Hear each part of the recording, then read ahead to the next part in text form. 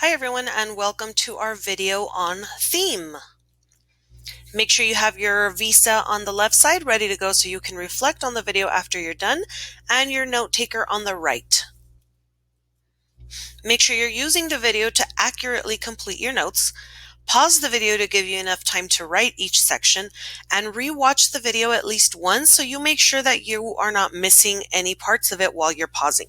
Also, make sure to use your best handwriting because if you can't read it, it's really not going to help you later on when you go back to it. So in our note taker, we're going to start by talking about what is theme right underneath the title. I'm going to give you some examples of common themes, and then we're going to talk about two different ways that it can show up in a text. It can be stated or it can be implied, and I'm going to tell you what each of those mean. So let's talk about what is theme. First of all, theme is the message, moral, or lesson of the story. You'll notice that in this part I have underlined THEME, where it says the message, because that spells out theme.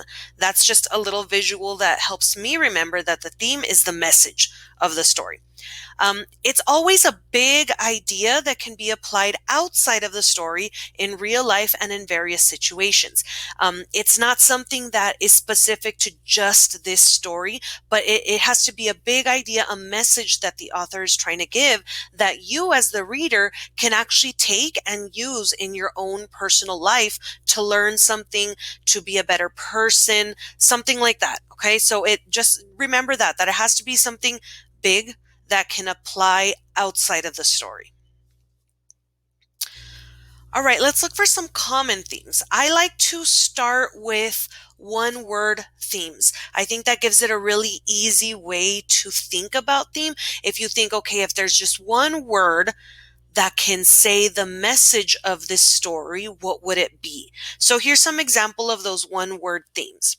Friendship, courage, acceptance, respect, kindness, honesty, perseverance. Those are all examples of one-word themes.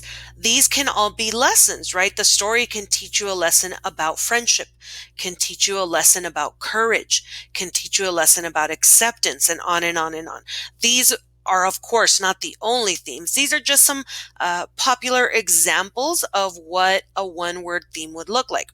Of course, sometimes you can word it in more of a phrase. For example, never give up. That would be the same thing as perseverance, but some of us just find it easier to think of theme as a phrase rather than just one word. So I wanted to give you some examples of those too. Be responsible. Hard work pays off.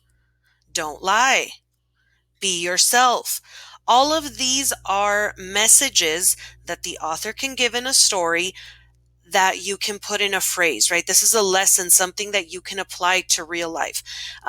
Everyone can learn a lesson about being yourself, and that's something that can apply to lots of stories, to you, to different people. This is what I mean by it being a big idea. Anytime you read a story, to help you find the theme, you should ask yourself, what did the characters learn? You can also think, what did the author want me to learn?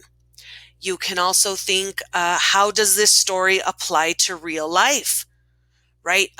That's how you can think of the theme, something that can apply to you, a lesson you can learn and take with you. So now let's talk about the two different ways that theme can appear in a text. The easiest for the reader is when it's stated. That means that the author tells the reader the theme. You don't have to do any guesswork. They straight out tell you, this is what I want you to learn. The most common place that you'll find a stated theme is in fables. Okay, a fable is a type of folk tale, and this one gives the theme at the end of the story as a moral. The moral of the story is the theme.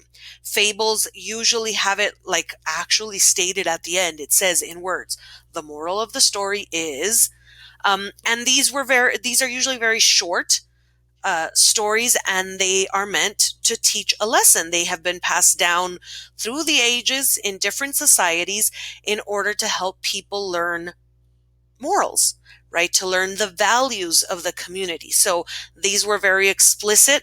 They didn't want to make it a lot of guesswork. It was very much stated right there what the lesson was.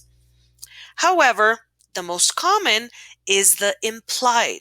When it's implied, it means that the reader must use the setting and events to figure out or infer the theme, right? You have to use the events and the setting to decide, okay, what did the author want us to learn from this?